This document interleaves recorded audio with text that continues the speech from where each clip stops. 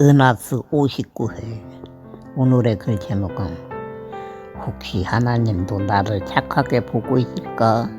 입니다.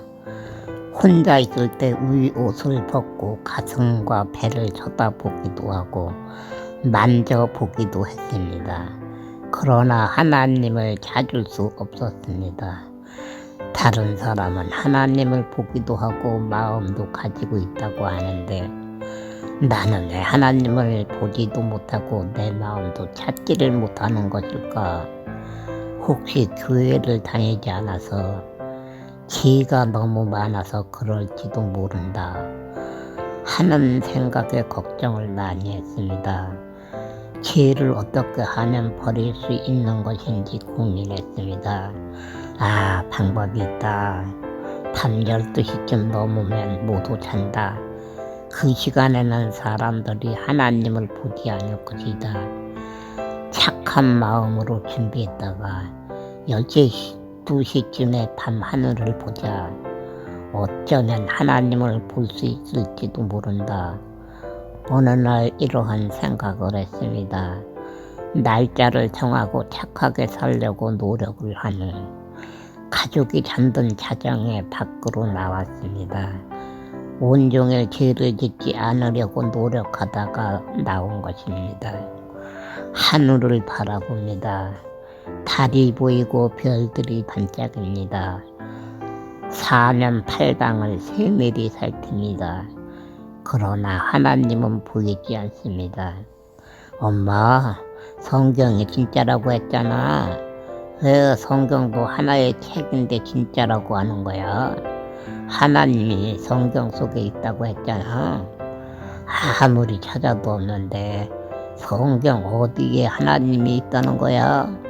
어느 날 어머니에게 따진 듯이 물어본 적이 있습니다. 그래, 너는 나하고 달라서 글을 읽지 않느냐? 성경을 보면 잘 알겠지만 성경은 사실이란다. 너는 고생 많이 하고 마음도 착해서 네가 하나님을 잘 믿으면 말이다. 걷게 해주실지 모른다.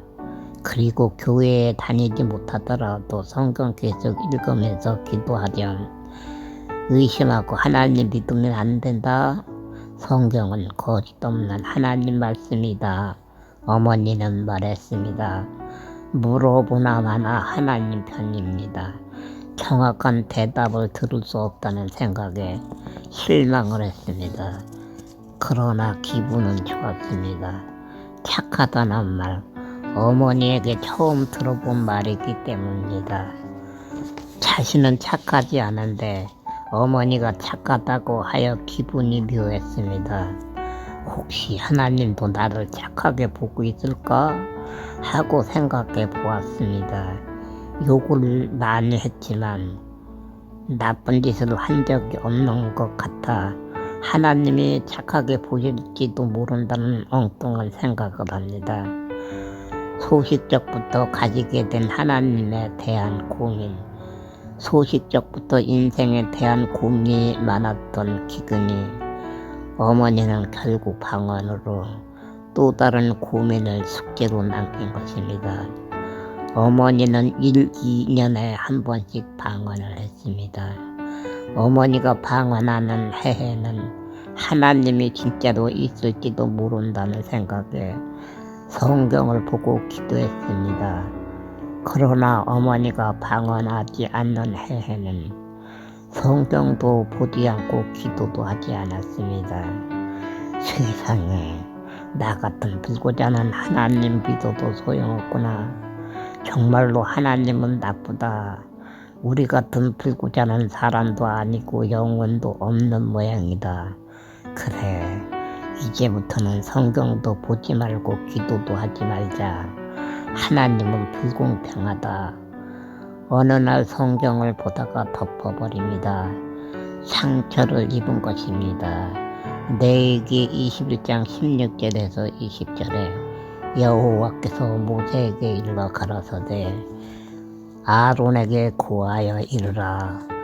물은 너의 대대 자손 중 육체에 흠이 있는 자는 그 하나님의 식물을 들으려고 가까이 오지 못할 것이라 무릇 흠이 있는 자는 가까이 못할지니 곧 소경이나 절뚝발이나 코가 불완전한 자나 기체가 더한 자나 발 부러진 자나 손 부러진 자나 곱사동이나 난장이나 눈에 백막이 있는 자나 괴혈병이 있나 보짐이 있는 자나 불화를 상한 자나 하고 기록되어 있습니다. 여기에서 제동이 걸린 것입니다. 왜 성경을 덮어버린 것이고 상처를 입은 것일까요? 발 부러진 자나 손 부러진 자나 말씀에 상처를 입었습니다. 충격받은 것입니다. 자신이 발이 부러지고 손이 부러진 자이기 때문에 상처를 입은 것입니다. 나는 발도 손도 많이 부러졌다. 죽을 고생도 많이 했다. 그런데 하나님은 오지 말라고 했구나. 정말로 너무하다. 어떻게 건강한 사람만 좋아할 수 있는 것일까? 하나님은 사랑이 많다고 했는데 거짓말이었구나 하고 생각했습니다. 번제 드릴 때 지켜야 할 것을 제사장에게 하신 말씀인데 성경을 모르는 기근이는 자신으로 받아들인 것입니다. 큰 충격을 받은 것입니다. 나는 아무리 하나님을 믿으려고 해도 하나님은 싫어하시는구나 하고 생각한 것입니다. 그 이후로는 성경을 보지 않았습니다. 기도도 하지 않았습니다. 어머니가 방언해도 무관심으로 보냈습니다. 얼마나 충격이 컸던 것일까요? 몇 년 동안 많이 슬퍼하고 아파했습니다. 하나님은 나를 버렸다 하는 생각에 어머니가 방언해도 피하여 간 것입니다. 어머니는 때로는 2주일에 때로는 한 달간 방언을 했는데 무관심으로 넘기고 한 것입니다. 이제는 죽음이 눈앞에 올지라도 하나님은 믿지 않기로 결심을 한 것입니다. 사람은 생각도 많고 꾀도 많지만 어리석을 때도 많습니다. 어리석은 사람은 세월을 무의미하게 흘러보내어 버립니다.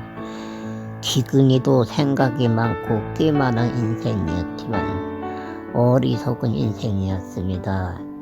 세월을 무의미하게 흘러보내는 인생이 되어버린 것입니다. 결국은 꿈도 희망도 잃어버리고 살아가는 인생이 된 것입니다. 성경을 읽다가 충격을 받은 후 더욱 무기력한 인생이 된 것입니다. 꿈도 희망도 없는 세월이 5, 6년 지나갑니다. 밥 먹고 잠자고 화장실만 출입하는 삶의 의미가 무엇인지도 모르는 인생이 되어서 세월을 무의미하게 보낸 것입니다. 사람에게는 짐승과 달리 좋은 점이 한 가지 있습니다. 짐승은 먹고 싸고 잠자는 것으로 만족하지만 사람에게는 생각이 있습니다. 또한 과거가 있고 미래가 있습니다. 어느 날 기근이는 자신의 의식 속에서 우연히 깨어납니다. 마음을 일깨우는 일이 일어났습니다. 심심하여 책을 꺼내놓고 책꽂이 정리를 했습니다. 우연히 성경이 눈에 들어왔습니다. 물론 집에는 성경 찬송이 몇 권이 늘 자리 잡고 있습니다. 마음만 먹으면 언제든지 볼 수 있습니다. 그러나 상처를 받은 후부터 손도 대지 않았습니다. 성경이 왜 마음에 들어온 것일까요? 6, 7년 전에 아버지가 교회에 가지고 다니던 성경을 보게 된 것입니다. 아버지는 새 성경을 구매하고 헌 성경을 책꽂이에 꽂아 두었습니다. 옛날 글로 되어 있는 성경, 어려서부터 보았던 정이 들었던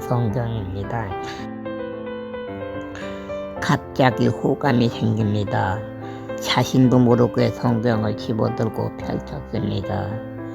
예수께서 길 가실 때에 날 때부터 소경된 사람을 보신지라. 제자들이 물어 가로되 랍비여 이 사람이 소경으로 난 것이 네 죄로 인함이니까 자기 오이까 그 부모의 오이이까. 예수께서 대답하시되 이 사람이나 그 부모가 죄를 범한 것이 아니라 그에게서 하나님의 하시는 일을 나타내고자 하심이니라.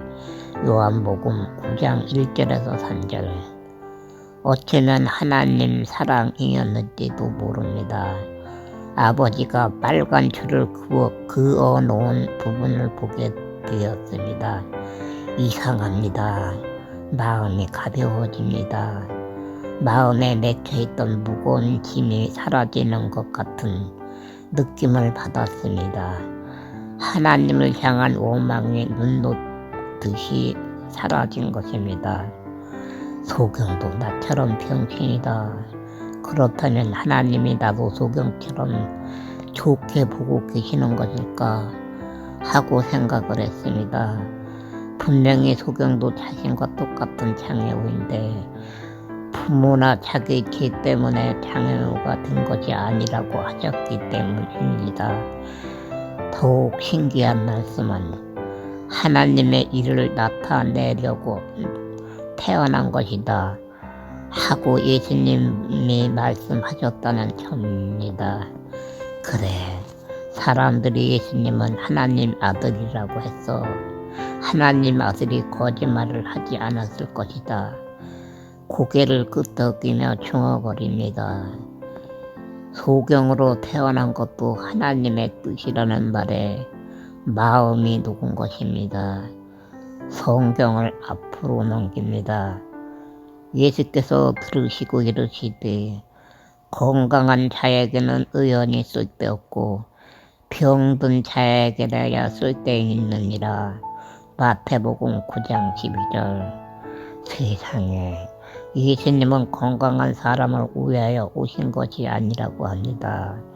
병든 사람을 위해 오셨다고 했습니다. 고개가 저절로 끄덕여집니다. 60회 계속됩니다.